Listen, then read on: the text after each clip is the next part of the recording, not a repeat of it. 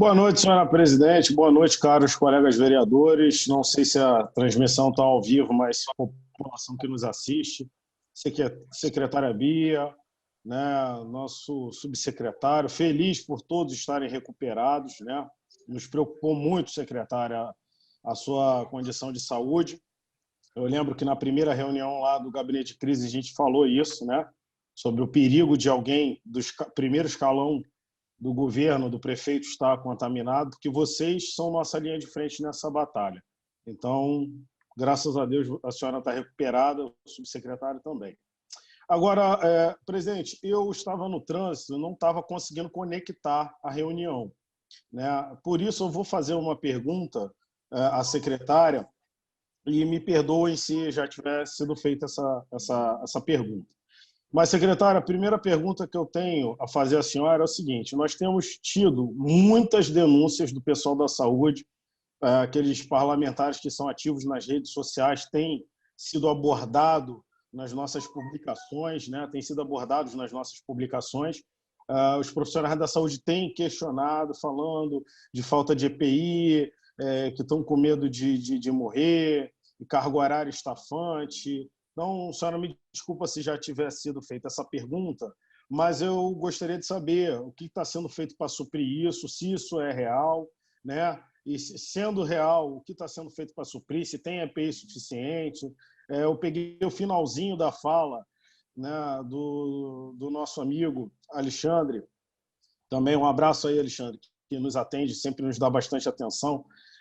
Então, eu peguei o finalzinho, acho que foi a fala do Alexandre, que falou sobre as máscaras N95 que estariam chegando. Então, a minha primeira pergunta é essa, né? Eu vou esperar a senhora responder para formular a segunda, para que não fique confuso. Boa tarde, vereadora. A gente falava sobre os equipamentos de proteção individual que faltaram no mundo.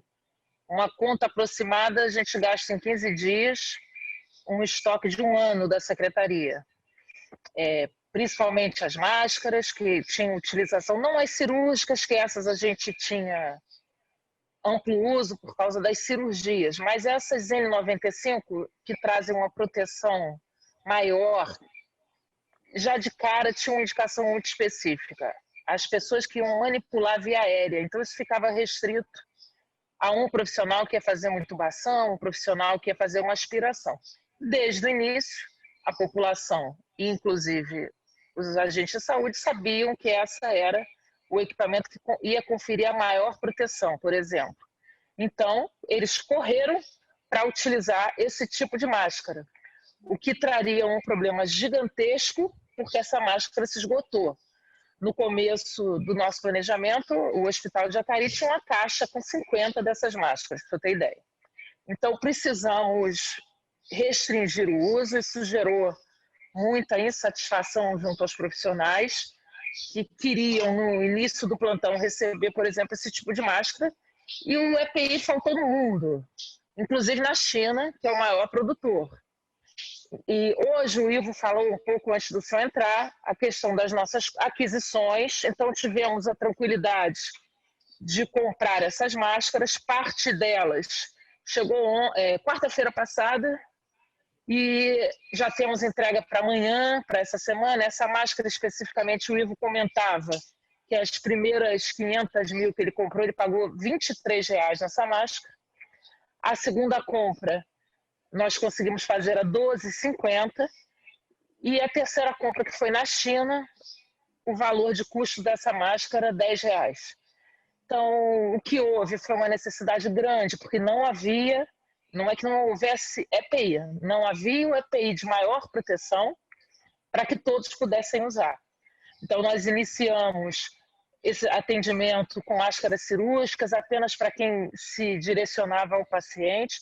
Depois, é claro, uma série de ações judiciais também que envolveram profissionais, na nossa opinião, que não necessitavam desse tipo de equipamento. Mas sentença a gente cumpre. Então, várias ações também promoveram o uso indiscriminado de materiais que são preciosíssimos para a saúde. E houve essa insatisfação, sim. Essa ansiedade dos médicos, eu vivi isso enquanto paciente. Os médicos que me tratavam estavam apavorados, ansiosos e exaustos. esse é um sentimento que essa doença que traz não é a qualidade do médico, do enfermeiro, do técnico de enfermagem, é a questão de ser uma doença nova e que ninguém conhece integralmente. Então, a gente vê, por exemplo, médicos que aparecem absolutamente vestidos, protegidos, paramentados e se contaminam, porque eles não usam aquela roupa na sua vida civil. Eles usam procedimentos, mas esse vírus está no posto de gasolina, no supermercado, no botão do estacionamento que a gente aperta para retirar o ticket. E, enfim, é um vírus que se espalhou. Então, hoje a gente tem a segurança de dizer que tem EPI para oferecer e nos organizamos de forma a não sofrer mais, porque as aquisições estão sendo feitas e vão continuar sendo feitas enquanto houver a sombra dessa epidemia aqui. Queria agradecer ao senhor as suas palavras, o senhor também participou comigo, não lhe encontrei, eu acho, ainda no retorno, mas o senhor estava nas piores reuniões no início, e agradecer a sua generosidade de nos ouvir e colaborar conosco. Queria também agradecer ao vereador Jairinho, que é parte da equipe, como eu disse, como radiologista, o vereador Dr. Gilberto, outra pessoa que também sempre nos apoia. Agradecer ao vereador Marcelino de Almeida essa emoção das suas palavras, essa emoção que nos motiva nesse enfrentamento, vereador. Muito obrigada.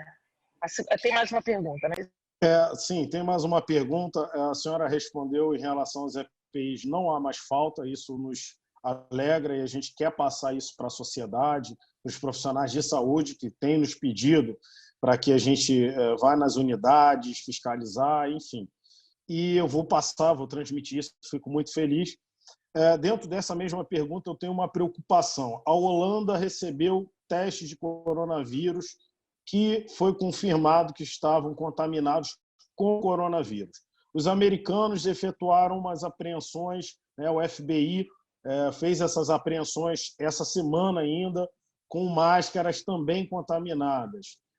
Existe alguma preocupação nesse sentido? Vocês estão cientes dessas notícias? Existe alguma forma de mitigar isso, para que isso não ocorra com o EPI que está vindo da China? Olha, eu confesso que não, é uma informação nova. A gente tem notícia de mercadoria desviada e mercadoria falsificada. Os nossos fornecedores são fornecedores cadastrados na prefeitura e a gente, de certa forma, rastreia esse fornecimento. Eu não adquiri nenhum tipo de teste. As nossas compras de API foram feitas através de atas vigentes, ainda que algumas tivessem reajuste de preço. Eu não vou redobrar a atenção, vamos ver mecanismos para que a gente possa evitar esse tipo de coisa, mas hoje as operações foram restritas, eu não tenho essa preocupação com o que foi feito até hoje. Mas o seu alerta, como sempre, vai ser levado em consideração. O Ivo está aqui com a gente, é o nosso subsecretário de gestão, já está ouvindo e a gente vai tomar todo o cuidado. Obrigado, secretária. Vou passar para a segunda pergunta. A senhora falou sobre testagem. A população, é um anseio da população carioca retomar a vida, retomar o trabalho, a abertura do comércio, né? É um anseio do nosso governo federal, é um anseio de todos.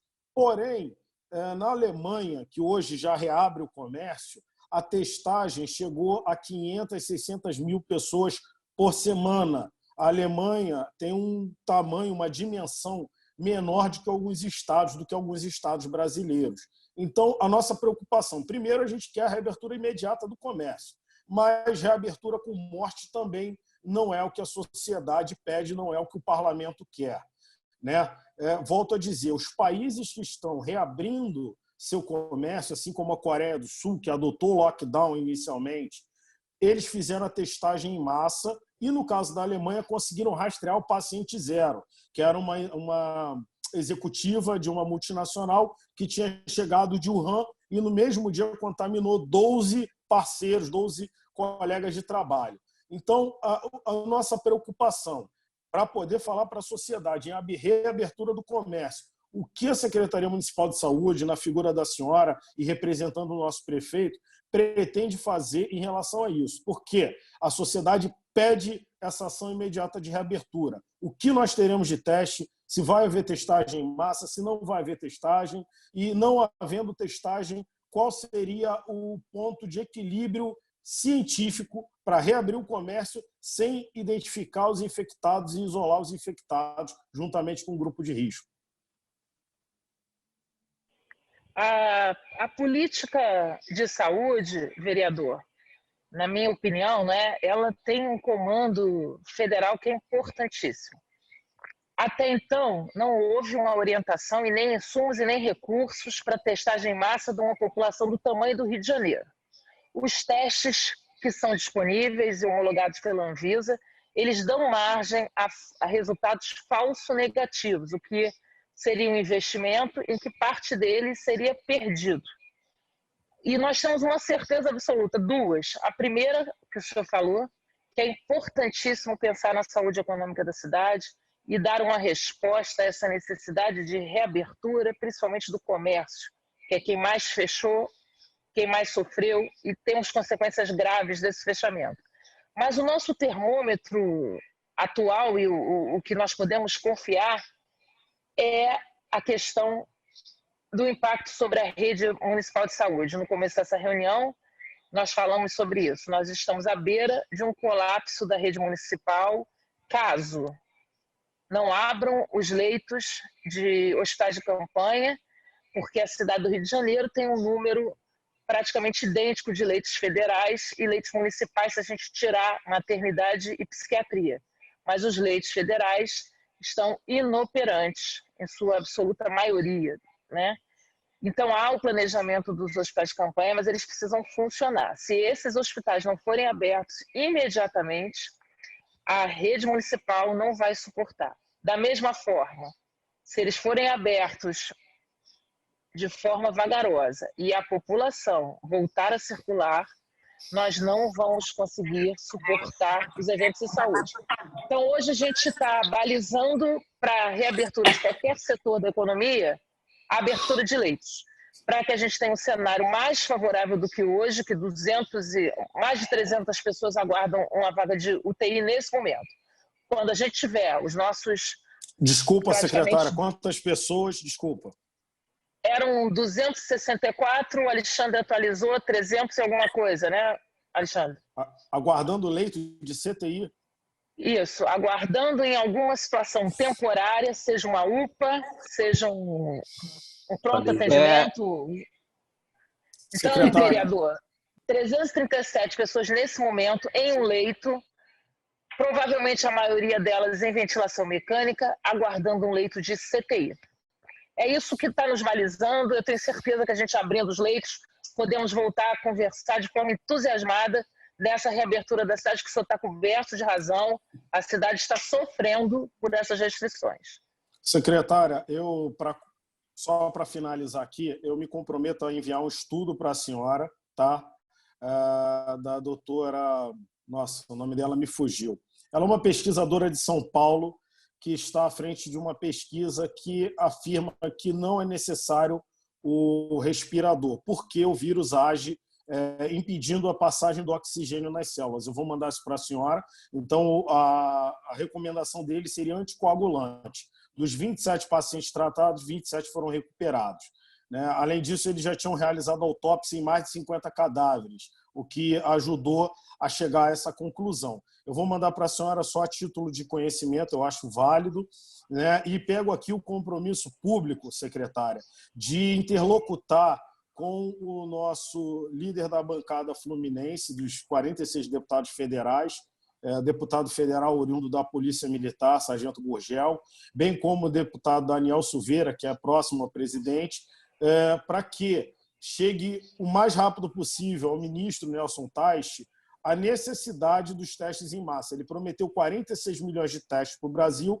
Eu acredito que, se a gente tiver uma testagem em massa da população carioca e, obviamente, da população fluminense, porque o governo do estado também está buscando isso, nós podemos isolar os infectados, mesmo os assintomáticos, né? E a população mais vulnerável, os pacientes de risco, os grupos de risco, para poder fazer a tão sonhada reabertura do comércio. Então, estou aqui à disposição, somos um soldado nessa guerra aí, conte com a Câmara, conte com o nosso mandato para fazer essa interlocução, tá ok? Por gentileza, as necessidades que Vossas Excelências necessitam do governo federal, nos oficie, que nós vamos de ofício acionar não só o líder da bancada fluminense, mas o senador Flávio Bolsonaro, o senador Ouro de Oliveira, o Rio, tem senadores atuantes que podem nos ajudar a intermediar isso. Tá bom? Nós estamos à disposição. Mais uma vez. Obrigado, doutor. Muito obrigada, vereador. E eu quero dizer para o senhor que é entusiasmante essa sua contribuição, inclusive uma pessoa que não é da área de saúde, né? Tão interessado, buscando artigos que certamente vão nos atualizar. Eu vou receber com a honra as suas contribuições. Muito obrigada.